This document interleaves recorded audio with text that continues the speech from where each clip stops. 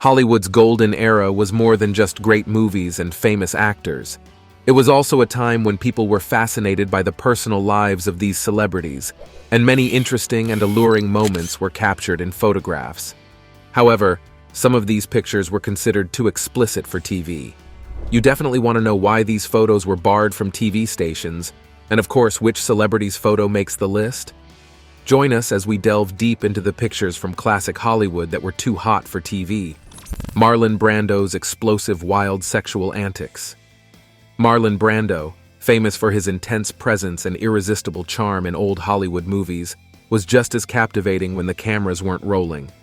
His off-screen adventures and candid photos showed a mysterious yet incredibly appealing man. It's hard to forget someone you've never met, but Brando's life was too wild for the TV norms of his time. Brando's romantic life was always a hot topic, filled with scandal. Photographers sneakily captured his flings with Hollywood's most glamorous stars. These photos were loaded with a sensual energy that was too much for TV networks. Constrained by strict decency rules, the pictures caught intimate moments blurring the line between public and private life, making them unfit for television. Brando quickly gained a reputation as Hollywood's rebel early in his career. He had a chaotic personal life and many partners and kids. He had at least 11 children, 3 of whom he adopted. In 1976, he casually mentioned to a French journalist that he had experiences with men and didn't care what people thought. He even joked about rumors of him being in a relationship with Jack Nicholson, which was too harsh for the media of that time. During the making of A Streetcar Named Desire in 1947, Brando developed a crush on his co-star Sandy Campbell, who played a small role. He asked Campbell to be his lover, and they were often seen together backstage holding hands. According to Truman Capote, both Brando and Campbell admitted to having a sexual relationship. Brando claimed he didn't see himself as gay, just irresistible to others. In 1954, Brando again crossed paths with actress Rita Moreno, igniting a passionate romance. Moreno later revealed in her memoir that when she became pregnant with Brando's child, he arranged for her to have an abortion. When the procedure went wrong, and Brando fell for Tarita Teripaya, Moreno attempted suicide by overdosing on Brando's sleeping pills. Despite their breakup, Moreno later portrayed Brando's love interest in The Night of the Following Day. Also, in 1960, Brando married Movida Castaneda, a Mexican-American actress. However, their marriage was annulled in 1968 after it was discovered that Movida's previous marriage was still valid. Despite the setback, they had 2 children together. Brando led a very controversial life, and after he passed away, the daughter of actress Cynthia Lynn revealed that Brando had a brief fling with her mother, who co-starred with him in Bedtime Story, resulting in her birth in 1964. From the late 1960s to the early 1980s, he had a turbulent, long-lasting relationship with actress Jill Banner. Brando also shared a lasting bond with his housekeeper, Maria Cristina Ruiz, with whom he had 3 children, but the media found it hard to publicize because of how controversial it was. Rumors swirled around Brando's close friendship with Wally Cox, after Brando joked to a journalist that he would have married him if Cox had been a woman. However, Cox's wives dismissed any notion of romantic involvement beyond friendship. Brando's captivating looks and effortless demeanor made him a paparazzi favorite. Photographs of him lounging on set, riding motorcycles, or being involved in passionate affairs fascinated the public. These candid images, filled with rebellious charm, were often considered too daring for television and were seldom shown. One of the most famous sets of photos of Brando was snapped while he was filming A Streetcar Named Desire. His portrayal of Stanley Kowalski, with his ripped, sweat-soaked shirt, symbolized pure manliness.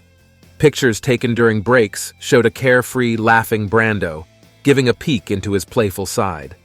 Unlike his serious roles, these photos were seen as too relaxed and suggestive for the conservative TV audience of the 1950s. Another controversial off-screen moment caught on camera was Brando's involvement in the civil rights movement. Candid photos of him at marches and protests revealed a different side of the actor, deeply engaged in political and social issues. Though not explicitly sexual, these photos carried a powerful intensity that TV networks were afraid to air, fearing they might spark controversy. Marilyn Monroe's controversial stunts. In April 1944, Monroe's first husband, Doherty, was sent to the Pacific, where he stayed for the next 2 years. While the future Hollywood goddess, Marilyn Monroe, moved in with his parents and started working at a munitions factory in Van Nuys called the Radioplane Company. Towards the end of 1944, she met photographer David Conover, whom Captain Ronald Reagan sent to take morale-boosting photos of female workers at the factory. Though her photos weren't used, she quit the factory job in January 1945 and began modeling for Conover and his pals. Against her deployed husband's wishes, she signed with the Blue Book Model Agency in August 1945. The agency thought Monroe's figure was better suited for pin-up modeling than high fashion, so she mostly appeared in ads and men's magazines. She straightened her hair and dyed it blonde to increase her chances of getting work. According to Emmeline Snively, the agency's owner, Monroe quickly became one of its most determined and hard-working models. By early 1946, she had graced the covers of 33 magazines like Pageant, U.S. Camera, Laugh, and Peak. Sometimes, Monroe used the name Jean Norman for her modeling gigs. She frequented producers' offices to network, befriended gossip columnist Sidney Skolsky, and entertained influential male guests at studio functions. She also became a friend and occasional romantic partner of Fox executive Joseph M. Schenck, who persuaded his friend Harry Cohn, the head executive of Columbia Pictures, to sign her in March 1948. After her time at Columbia ended, Monroe went back to modeling. She did a commercial for Pabst Beer and posed for artsy nude photos by Tom Kelly for John Baumgarth calendars, using the name Mona Monroe. Monroe had posed without clothes before for other artists like Earl Moran, so she was okay with it, only to get caught in a big fuss in March 1954 when she revealed that she had posed for a nude calendar back in 1949. The studio knew about the photos and that people were talking about them publicly before Monroe admitted them. They decided to own up to it, saying she was broke, to avoid hurting her career. This move got her sympathy from the public and made more people interested in her movies, which were now putting her name at the top. After the fuss, Monroe was on the cover of Life magazine as the talk of Hollywood, and gossip queen Hedda Hopper called her the Cheesecake Queen and turned her into a box office smash. 3 of Monroe's films, Clash by Night, Don't Bother to Knock, and We're Not Married, came out soon after to capitalize on all the attention. Monroe kept adding to her reputation as a new sex symbol with daring publicity stunts that year. She wore a revealing dress while acting as Grand Marshal at the Miss America pageant parade, and even told gossip columnist Earl Wilson that she usually didn't wear any underwear. By the end of the year, gossip columnist Floribel Muir dubbed Monroe the It Girl of 1952. Monroe starred in 3 movies released in 1953 and emerged as a major sex symbol and one of Hollywood's most popular actresses. The first was Niagara, a Technicolor film noir where she played a femme fatale planning to kill her husband, played by Joseph Cotten. By then, Monroe and her makeup artist, Alan Whitey Snyder, had created her signature makeup look: dark, arched brows, pale skin, glistening red lips, and a beauty mark. According to Sarah Churchwell, Niagara was one of the most sexually charged films of Monroe's career. Some scenes showed Monroe's body covered only by a sheet or towel, which was considered scandalous by audiences at the time. One of Niagara's most famous scenes is a 30-second shot from behind Monroe as she walks, swaying her hips, which was heavily used in the film's marketing. When Niagara came out in January 1953, women's clubs protested it as immoral, but it was a hit with audiences. While Variety called it cliched and morbid, the New York Times commented that the Falls and Miss Monroe are something to see, and even though Monroe may not have been the perfect actress at this point, she can be seductive, even when she walks. Monroe kept turning heads by wearing daring outfits, especially at the Photoplay Awards in January 1953, where she won the Fastest Rising Star Award. A pleated, sunburst, waist-tight, deep décolleté gold lame dress designed by William Travilla for Gentlemen Prefer Blondes, which wasn't even seen much in the film, became a sensation. After seeing such images, Veteran star Joan Crawford publicly criticized Monroe's behavior as unbecoming an actress and a lady.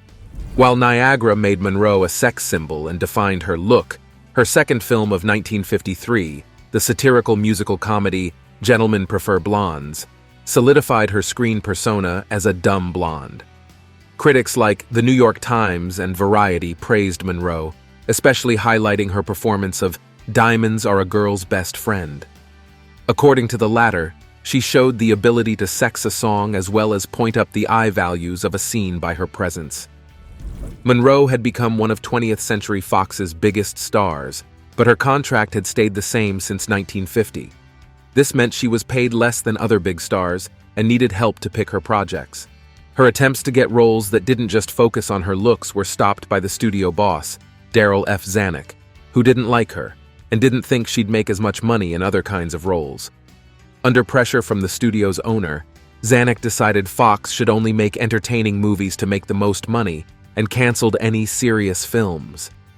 In January 1954, he suspended Monroe when she refused to start filming yet another musical comedy, The Girl in Pink Tights.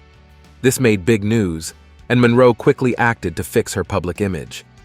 On January 14th, she and Joe DiMaggio got married at San Francisco City Hall. They went on a road trip, spending their honeymoon in a mountain lodge in California, and then flew to Japan for DiMaggio's baseball commitments. From there, Monroe went to Korea to entertain the U.S. Marines.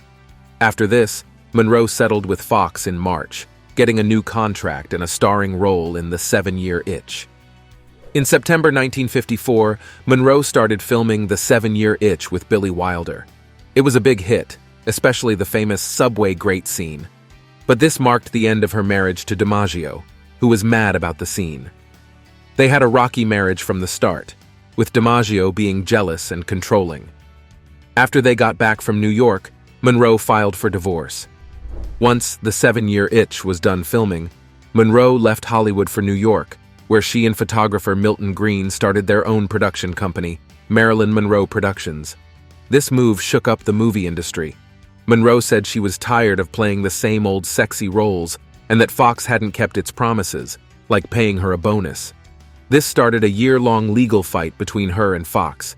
In 1956, Monroe started the year by winning against 20th Century Fox. She even changed her name to Marilyn Monroe. People praised her for standing up to the big studio. Time called her a smart businesswoman, and Look magazine said her win would inspire others for years. At the same time, Monroe's relationship with Miller got some negative comments. Some folks didn't like that she was getting close to left-leaning folks. Monroe and Miller got married in June 1956. They had 2 ceremonies, one at the Westchester County Court and another at a friend's home.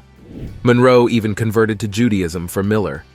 Some people thought they were an odd couple because Miller was seen as an intellectual, while Monroe was known for her sex appeal. Bus Stop came out in August 1956 and was a hit. Critics loved Monroe's serious acting, and she even got nominated for a Golden Globe. In August, Monroe started filming MMP's first independent movie, The Prince and the Showgirl, in England. It was rocky because Laurence Olivier, who directed and starred in it, clashed with Monroe. He wanted her to be just sexy and copy another actress's performance, which she didn't like. Monroe also had personal troubles during filming, but they finished it on time. The movie got mixed reviews, but did better in Europe than in the US. After returning from England, Monroe took a long break of 18 months to focus on her family life. She and Miller split their time between NYC, Connecticut, and Long Island. During this time, Monroe faced health issues, including a dangerous pregnancy and a miscarriage likely caused by her endometriosis. She even had to deal with a barbiturate overdose that led to a brief hospitalization.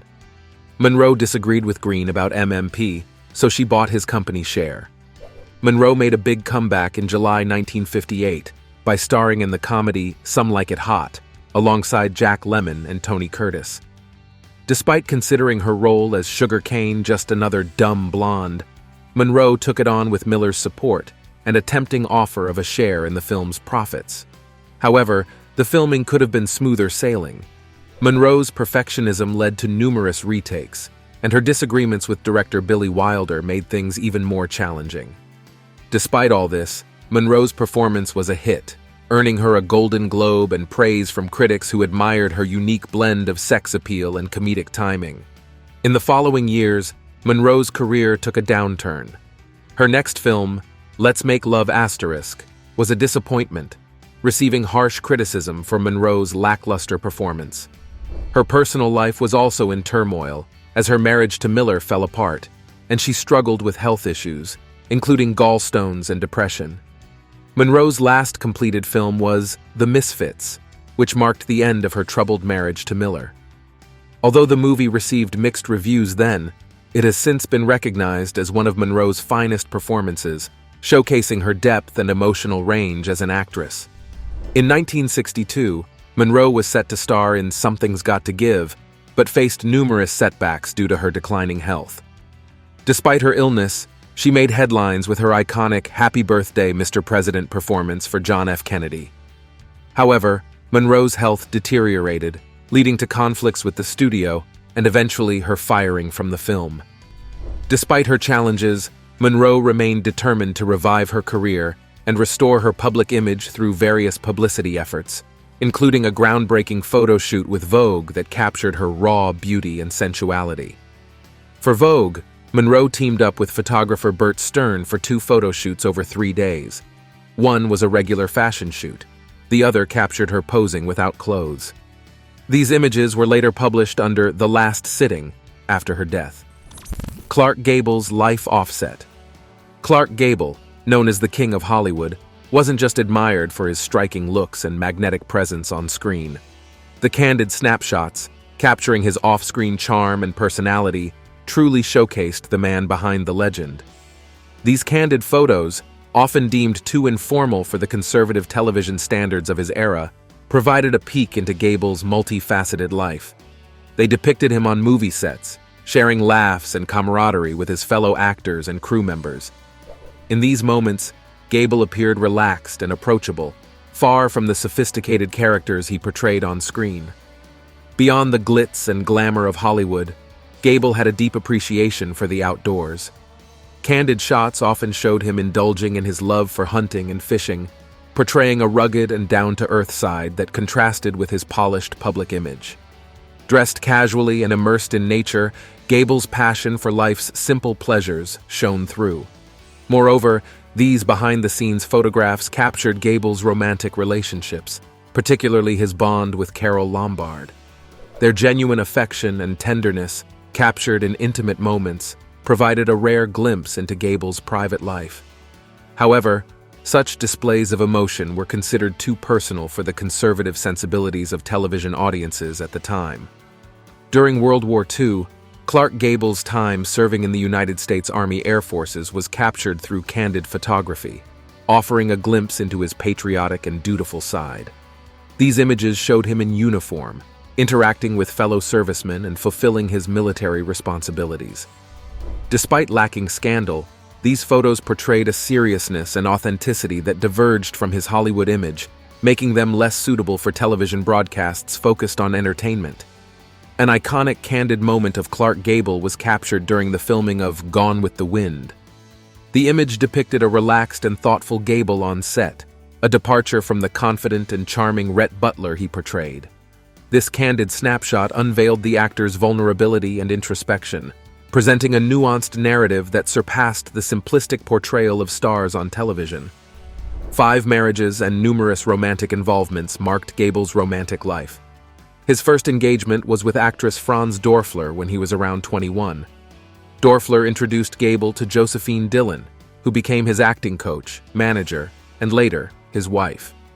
Gable tied the knot with Dillon in 19 when he was 23 and she was 40. However, they divorced in 1930. His second marriage was to Texas socialite Maria Franklin Prentice Lucas Langham Gable, known as Rhea, which ended in divorce on March 7, 1939. Only 13 days after divorcing Rhea, Gable married actress Carole Lombard during a break in the production of Gone with the Wind. Gable's marriage to actress Carole Lombard in 1939 marked one of the happiest periods in his personal life. They first met while filming No Man of Her Own in 1932, but their romance blossomed in 1936 after reuniting at a party. Their relationship quickly became public, with magazines and newspapers declaring them an official couple. Gable adored Lombard's youthful, charming, and straightforward personality, often praising her trustworthiness and reliability. They affectionately called each other Ma and Pa, and shared a deep bond. Despite being legally married to his second wife, Rhea Langham, Gable delayed finalizing the divorce until his earnings from Gone with the Wind allowed him to settle with her in March 1939. Shortly afterwards, on March 29th, Gable and Lombard tied the knot in Kingman, Arizona, and started their married life together. They purchased a ranch in Encino, California, previously owned by director Raoul Walsh, where they nurtured various animals, including chickens and horses. Their idyllic life was interrupted by the outbreak of World War II, prompting many Hollywood stars to join the war effort. On behalf of Gable, Lombard expressed his willingness to enlist, but President Roosevelt suggested he contribute patriotically through films and bond drives instead. Tragedy struck on January 16, 1942, when Lombard, along with her mother and press agent, was aboard Transcontinental and Western Air Flight 3, which crashed into Potosi Mountain near Las Vegas, Nevada, claiming all 22 lives on board. Gable rushed to the crash site to retrieve the bodies of his loved ones. Lombard was declared the first female casualty of World War II, and Gable received condolences from President Roosevelt himself. The investigation into the crash attributed it to pilot error, leaving Gable devastated by the loss of his beloved wife. After Carole Lombard's tragic death, Gable returned to their ranch in Encino and honored her final wishes as stated in her will. Despite his grief, he resumed work at the studio a month later to film Somewhere I'll Find You with Lana Turner. According to Turner, Gable, visibly thinner and emotionally shattered, remained a dedicated professional throughout the filming. Following Lombard's passing, Gable continued his acting career, starring in 27 more films and marrying twice more. However, those who knew him well noted that he was never quite the same after losing Carole. Esther Williams remarked that Gable was profoundly affected by her death. In 1942, Gable married Sylvia Ashley, a British model and actress, but their union ended in divorce 3 years later. Then, in 1959, he tied the knot with Kay Spreckles, a former fashion model with a colorful past. After Gable died in 1960, Kay gave birth to their only biological son, John Clark Gable. John Clark pursued a career in racing and later became involved in restoring his father's birthplace in Ohio, turning it into a museum. A long-standing Hollywood rumor suggested that Gable had an affair with his co-star Loretta Young in 1935, resulting in her pregnancy with his child.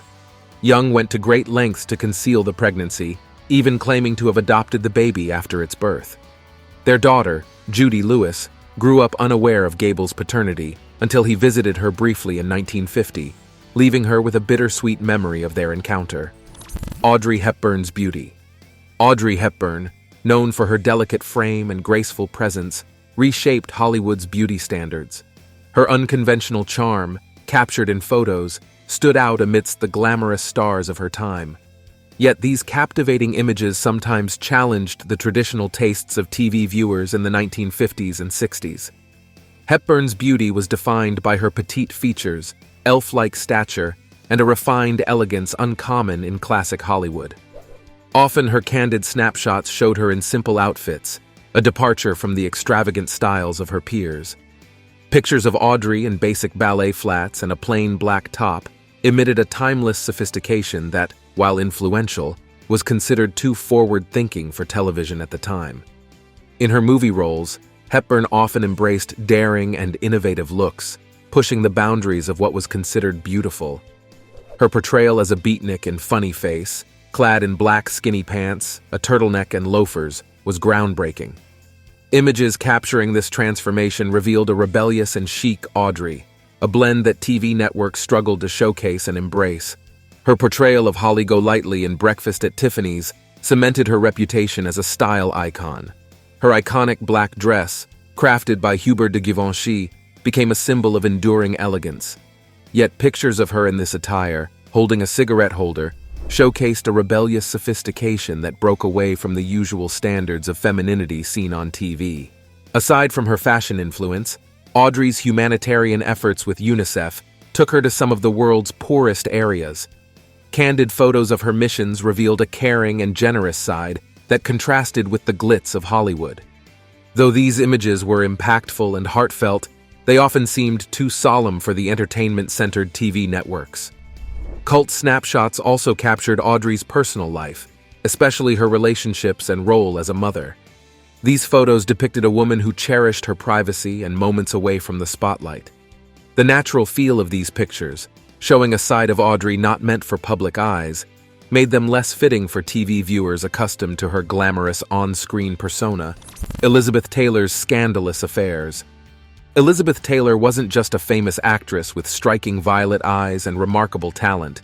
She was also involved in some of the most scandalous love stories ever seen in Hollywood.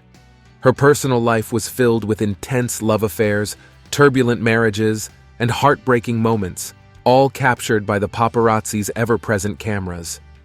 Throughout her adult years, Taylor's private life, especially her 8 marriages to the same man, attracted much attention from the media and garnered public disapproval.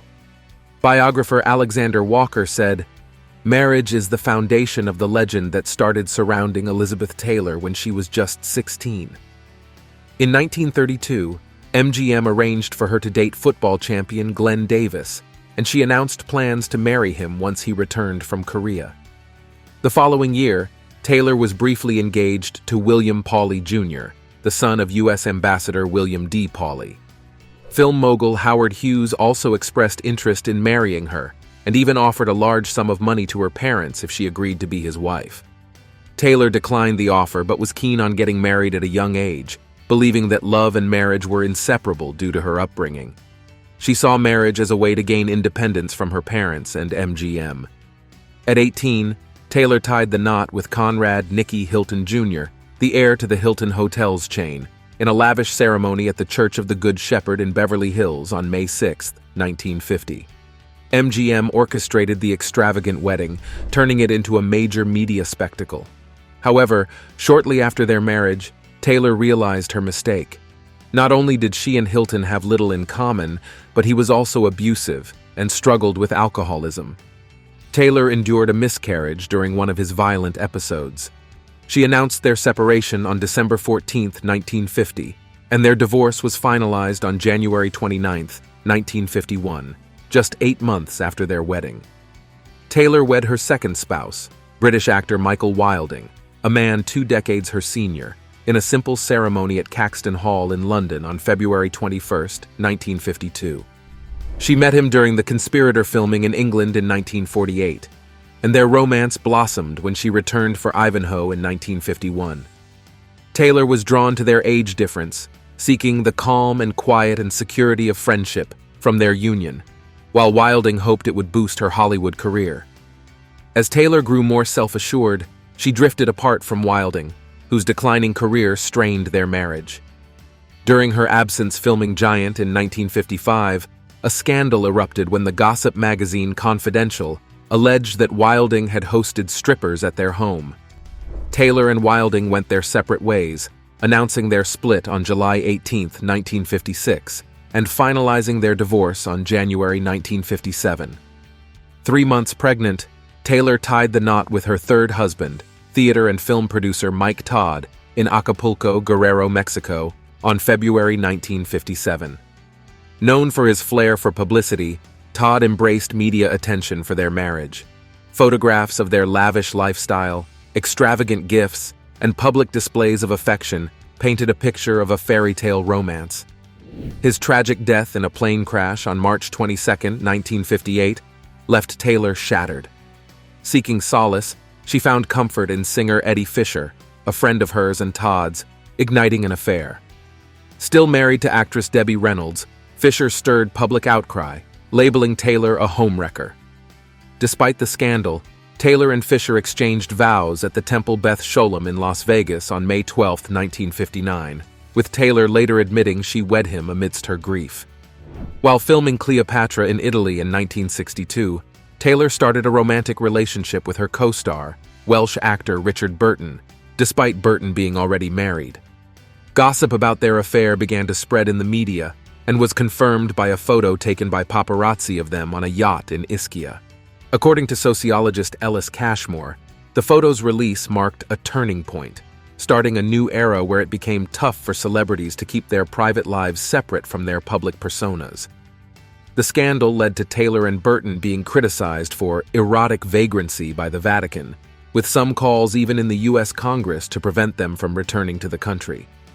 Taylor divorced Fisher on March 5, 1964, in Puerto Vallarta, Jalisco, Mexico, and married Burton 10 days later in an intimate ceremony at the Ritz-Carlton, Montreal. Known as Liz and Dick in the media, Taylor and Burton starred together in 11 movies, living a lavish lifestyle filled with extravagant spending on furs, diamonds, paintings, designer clothes, travel, food, liquor, a yacht, and a jet. Sociologist Karen Sternheimer describes them as a hot topic due to rumors about their extravagant lifestyle. Their relationship symbolized a new era of intense celebrity scrutiny, where personal stories were highly valued. Despite divorcing in June 1974, they reconciled and remarried in Kasan, Botswana, on October 10, 1975. However, this second marriage didn't last long, ending in divorce less than a year later in 1975. Their tumultuous relationship was often labeled the marriage of the century by the media. Taylor later expressed that none of her subsequent partners could compare to Burton. Following her final divorce from Burton, Taylor met her sixth husband, John Warner, a Republican politician from Virginia. They tied the knot on December 4, 1975, and Taylor focused on supporting Warner's political career. However, she found the life of a politician's wife in Washington, D.C., dull and isolating, leading to struggles with depression, weight gain, and substance abuse. Taylor and Warner separated in December 1981 and finalized their divorce on November 1982. Following her divorce from Warner, Taylor dated actors Anthony Geary and George Hamilton and was engaged to Mexican lawyer Victor Luna in 1983 to 1984 and New York businessman Dennis Stein in 1985. Her seventh and final husband, construction worker Larry Fortensky, entered her life when they met at the Betty Ford Center in 1988. They exchanged vows at Michael Jackson's Neverland Ranch on October 6, 1991, in a wedding that attracted significant media attention. Taylor sold the wedding photos to People magazine for $1 million, using the proceeds to kickstart her AIDS foundation. Despite divorcing on October 31, 1996, Taylor and Fortensky remained in touch, with Taylor citing his obsessive-compulsive disorder and her health issues as reasons for their split. When Fortensky fell off a balcony in 1999, Taylor covered his medical expenses. Despite their divorce, Taylor maintained a close connection with Fortensky, expressing her enduring affection in a letter in 2010 and speaking with him on the phone just before her final hospitalization in 2011. Remarkably, Taylor left Fortensky a substantial sum of $5,000 in her will, demonstrating their enduring bond despite their separation. Indeed, Taylor's love life was a whirlwind, and her 8 marriages to 7 men were the fodder for countless headlines. The paparazzi captured their every move, from intimate moments on the sets of Cleopatra to their fiery arguments and tender reconciliations. While these photographs were captured, not all could be revealed because television networks deemed them too explicit for public consumption. Thanks for watching. See you in the next video.